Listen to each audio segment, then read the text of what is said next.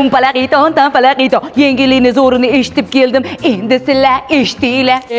Barcha texnikalar 70% gacha. sotiladi yo sotiladi. 17-oktyabr faqatgina bir kuni. Barakali juma aksiyasi har doim ham bo'lmaydi. Masalan, bu televizor eski narxi bunaqa, yangi narxi bunaqa. Oyiga esa 329 mingdan to'lab boraverasizlar. Hali diniy narxini eshitib jinni bo'lib qoldim.